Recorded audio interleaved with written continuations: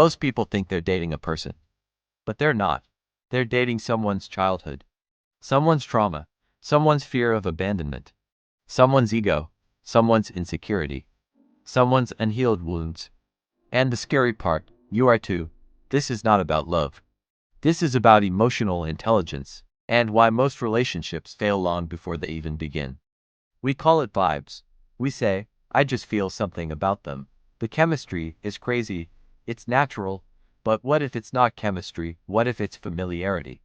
And familiarity doesn't mean healthy, it just means familiar. If you grew up chasing emotionally unavailable parents, you will feel chemistry with emotionally unavailable partners. If chaos feels like home, peace will feel boring. And you'll leave the healthy person because they don't excite you.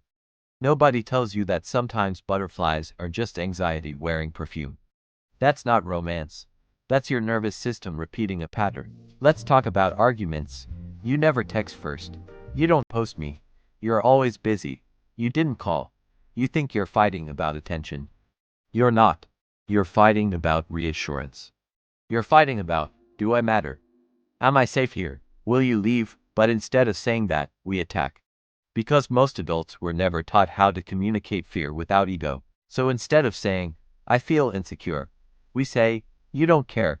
That's not a relationship problem. That's emotional immaturity disguised as confidence. Some people don't want love. They want validation. They want to be chosen. They want to be seen. They want to win. So they date for the feeling of being wanted, not for connection. They post, they show off, they compete. But when the cameras are off, there's no depth, just two people afraid to be fully known. Because being fully known means your flaws will be seen. And some people would rather lose you than be vulnerable with you. Real intimacy isn't about being impressive, it's about being honest. And honesty feels dangerous when you've built your identity on performance. Let's define emotional intelligence. It's not being soft. It's not being quiet. It's not being passive. It's this. I understand what I'm feeling. I understand what you're feeling. And I won't weaponize either. That's power. Being able to say, I'm triggered right now. Give me a moment so I don't hurt you with my reaction. That's maturity. Being able to hear, you hurt me, without defending yourself immediately. That's growth. A lot of people want a high-value partner.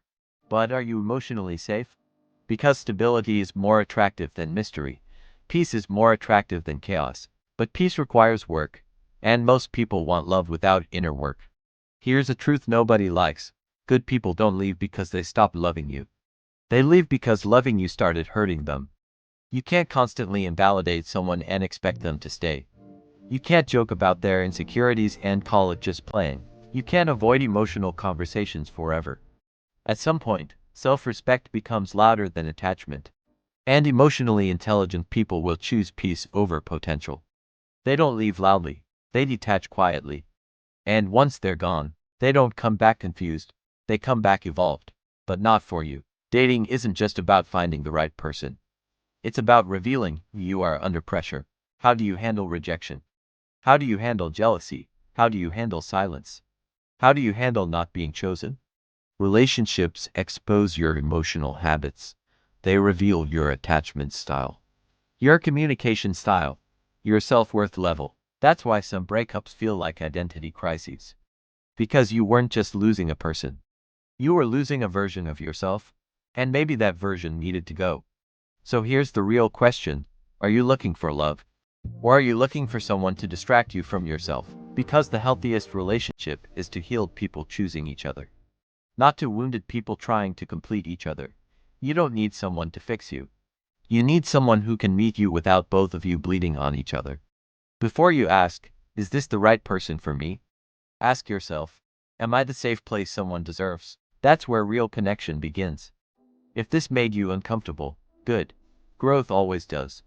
If this felt personal, it's supposed to. Subscribe if you want real conversations about relationships, self-awareness, and emotional intelligence, without sugarcoating reality. Comment below.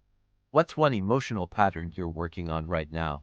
Let's talk like adults. This channel isn't about perfect love. It's about conscious love. And we're just getting started.